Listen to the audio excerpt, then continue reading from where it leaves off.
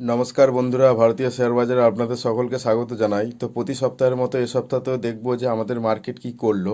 তো দেখতেই পাচ্ছেন যে আমি আগের সপ্তাহেতে যে অ্যানালাইসিসটা করেছিলাম নিফটি ফিফটিতে, তো সেই মতোই মার্কেট এগোচ্ছে। তো দেখুন ডেলি চার্টেতে কন্টিনিউ একটা সাইড ওয়েজ চলেছে, যে 24,568 লেভেল থেকে 25,089 লেভেল পর্যন্ত কন্টিনিউ সাইড ওয়েজ চলছে এখনও মার্কেট।